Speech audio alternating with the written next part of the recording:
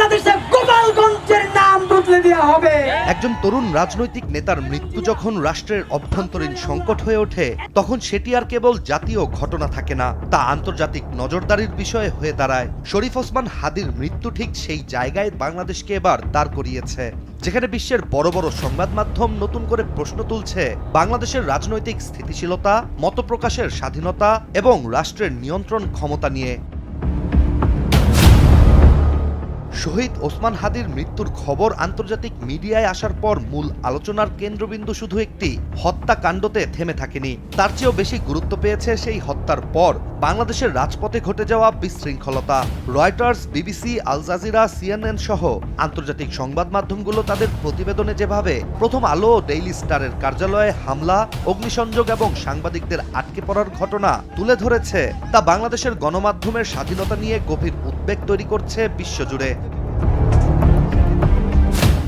বিশ্বের কাছে বাংলাদেশ এমন একটি দেশ হিসেবে উপস্থাপিত হয়েছে যেখানে একজন রাজনৈতিক কর্মীর মৃত্যুতে ক্ষোভের লক্ষ্যবস্তু হয়ে ওঠে সংবাদ মাধ্যম। যে রাষ্ট্রের সেনা ও নিরাপত্তা বাহিনী উপস্থিত থেকেও গণমাধ্যম কার্যালয়ে হামলা ঠেকাতে কার্যকর ভূমিকা নিতে ব্যর্থ হয়, সেই রাষ্ট্রের আইন শৃঙ্খলা পরিস্থিতি নিয়ে প্রশ্ন ওঠাই স্বাভাবিক। তাই তো আন্তর্জাতিক বিশ্লেষণে বারবার উঠে আসছে বাংলাদেশের পরিস্থিতি কি 18 ডিসেম্বর রাতে নিয়ন্ত্রণে ছিল, নাকি সে সময় নীরবতাই ছিল রাজনৈতিক সিদ্ধান্ত। এদিকে শহীদ ওসমান হাদির মৃত্যু ও দেশে অরাজকতার ঘটনাগুলো এমন এক সময়ে আন্তর্জাতিক মিডিয়ায় ছড়িয়ে পড়েছে যখন বাংলাদেশ নতুন একটি নির্বাচনের পথে হাঁটছে, যার ফলে বিদেশি পাঠক ও দর্শকদের কাছে একটি স্পষ্ট বার্তাই পৌঁছাতে শুরু করেছে। বাংলাদেশের নির্বাচন মানেই অস্থিরতা, সহিংসতা ও অনিশ্চয়তা, আর এটি বিনিয়োগকারী, কূটনীতিক ও আন্তর্জাতিক অংশীদারদের দৃষ্টিতে একটি ঝুঁকিপূর্ণ রাষ্ট্রের ছবি তৈরি করে। অন্যদিকে সবচেয়ে বেশি উদ্বেগজনক বিষয়টি হচ্ছে আন্তর্জাতিক একাধিক প্রতিবেদনে হাদির পরিচয়ের সঙ্গে বারবার জুড়ে দেওয়া হয়েছে ভারত বিরোধী রাজনীতি ও আঞ্চলিক উত্তেজনার প্রসঙ্গ।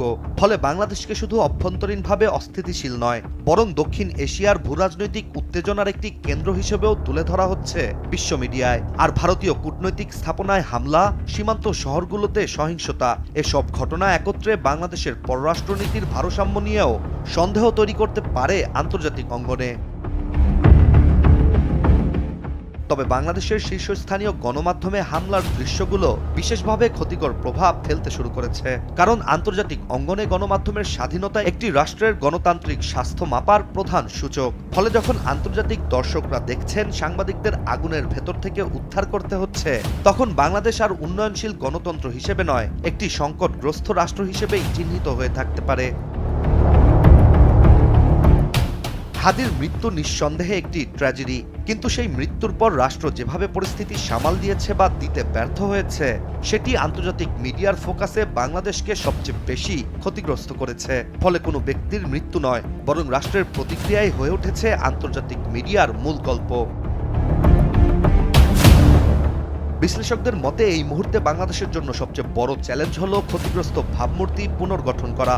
শুধু তদন্ত বা গ্রেপ্তার নয়, আন্তর্জাতিক সম্প্রদায়ের কাছে স্পষ্ট বার্তা দিতে হবে যে বাংলাদেশের সহিংসতা স্বাভাবিক রাজনীতি নয়, গণমাধ্যম শত্রু নয়, আর নির্বাচন মানেই বিশৃঙ্খলা নয়। তা না হলে হাদির মৃত্যু ইতিহাসে শুধু একটি হত্যাকাণ্ড হিসেবে নয়, বরং বাংলাদেশের বৈশ্বিক বিশ্বাসযোগ্যতায় বড় ধাক্কা হিসেবেও চিহ্নিত হয়ে থাকতে পারে। জুলাইয়ের সাথে যদি গাদ্দারি করেন, আমার বাপেও আমার বাপ না, ঠিক আমার মা আমার মা না, আমার সন্তান আমার সন্তান না। ইশতিয়াক হোসেন, দেশ টিভি। প্রকাশ্যে ঘোষণা দিয়া খুনিরা কিভাবে তাদের উপরে হামলা